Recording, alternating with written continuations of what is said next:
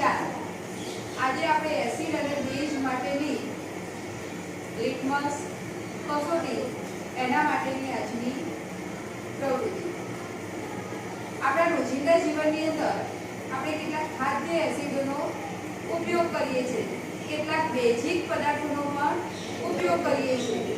આ પદાર્થો એસિડિક છે કે બેઝિક છે તે આપણે કેવી રીતે જાણી શકીએ તે જાણવા માટે આજે આપણે લિટમસ કસોટી કરીશું।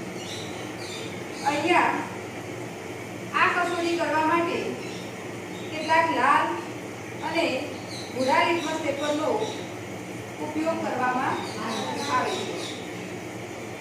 આ કસોટી કરવા માટે અહીં આપણે કેટલાક અલગ અલગ પ્રકારના દ્રાવણો લીધેલા છે। આ દ્રાવણોની અંદર ભૂરું અને લાલ લિટમસ પેપર ઉગાડવામાં આવે તો શું અસર થાય છે તે આજે આપણે જોવાનું છે। સૌપ્રથમ અહીંયા દહીંનું દ્રાવણ લીધેલું છે। દહીંના દ્રાવણની અંદર સૌપ્રથમ આપણે લાલ લિટમસ પેપર ડુબાડીશું અને શું અસર થાય છે તે જાણીશું। એક એક જણાવો।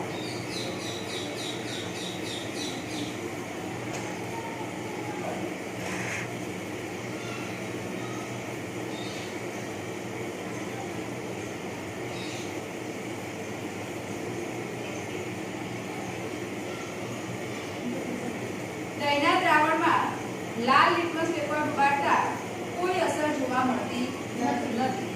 હવે આપણે દહીંના દ્રાવણમાં ભૂરું લિટમસ પેપર ડુબાડીશું।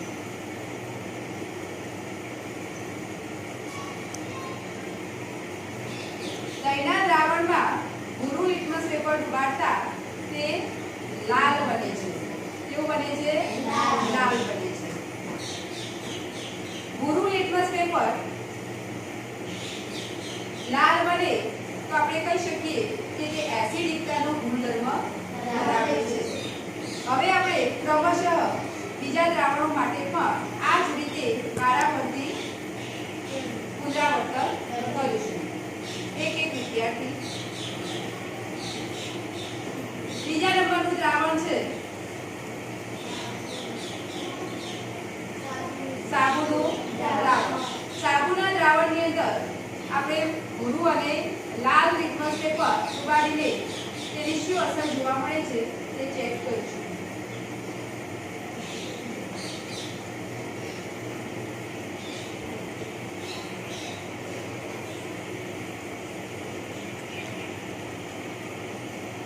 સાબુના દ્રાવણમાં લાલ લિટમસ ડુબાડવામાં આવે છે તો તે ભૂરું બને છે। હવે આપણે સાબુના દ્રાવણમાં ભૂરું લિટમસ પેપર ડુબાડીશું તો ભૂરા લિટમસ પેપરને ડુબાડતા કોઈ અસર જોવા મળતી નથી। તો અહીંયા લાલ લિટમસ પેપર ભૂરું બને છે એનો અર્થ એવો થાય કે તે એસિડિકતાનો ધરાવતો નથી। લાલ લિટમસ પેપર ભૂરું બને છે એટલે કે તે બેઝિકતાનો ગુણધર્મ ધરાવે છે, એટલે કે આપેલ દ્રાવણ એ બેઝિક છે। સાબુનું દ્રાવણ બેઝિક છે। ત્યારબાદ મીઠાના દ્રાવણની અંદર આપણે બંને લિટમસની કસોટી કરીશું।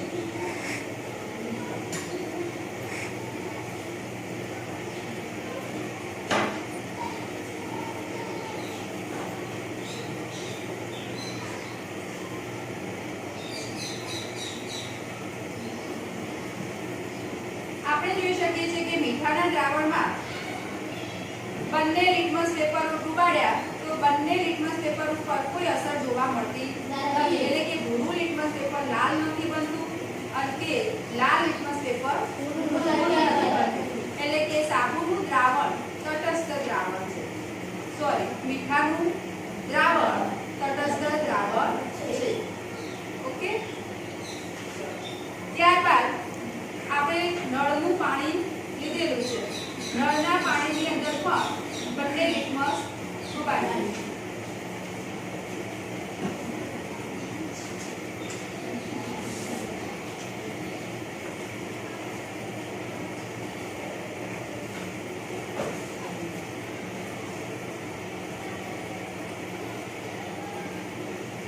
પાણીમાં પણ બંને લિટમસ પેપર ઉપર કોઈ અસર જોવા મળતી નથી. એટલે કે નળનું પાણી તટસ્થ દ્રાવણ છે.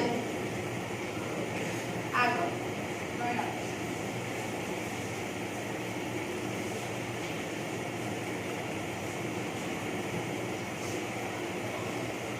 ત્યારબાદ દૂધની અંદર લાલ લિટમસ ઉગાડવામાં આવે તો તે ભૂરું બને છે.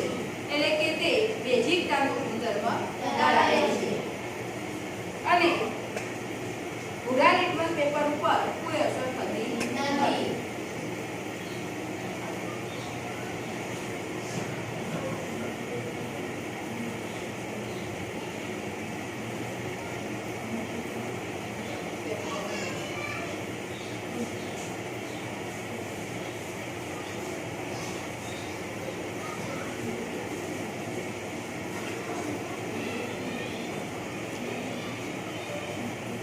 શેમ્પૂના દ્રાવણમાં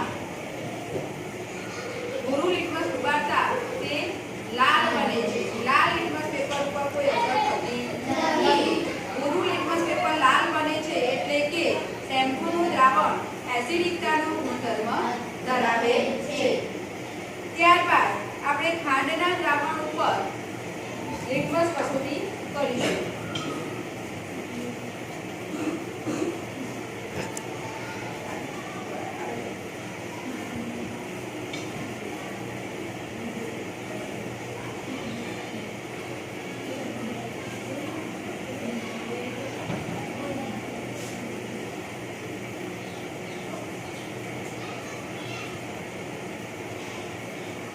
ખાંડના દ્રાવણની અંદર ભૂરું અને લાલ લિટમસ ઉગાડતા એક પણ લિટમસ પેપર ઉપર કોઈ અસર થતી નથી. એટલે કે ખાંડનું દ્રાવણ તટસ્થ છે. ત્યારબાદ ટામેટાના દ્રાવણની અંદર આપણે લિટમસ કસોટી કરીએ.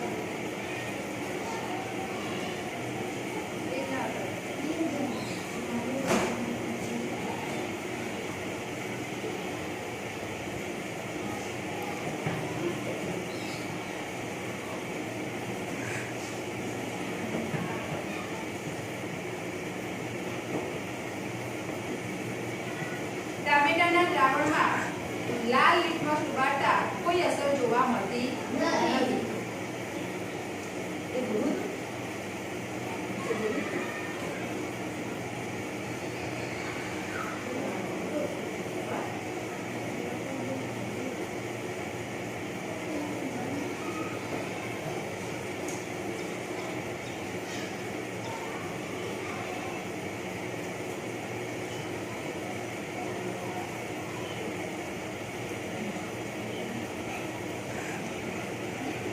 ટામેટાના દ્રાવણમાં ભૂરા લિટમસ પેપરને ડુબાડવામાં આવે તો તે લાલ રંગનું બને છે અને લાલ લિટમસ પેપર ઉપર કોઈ અસર જોવા મળતી નથી.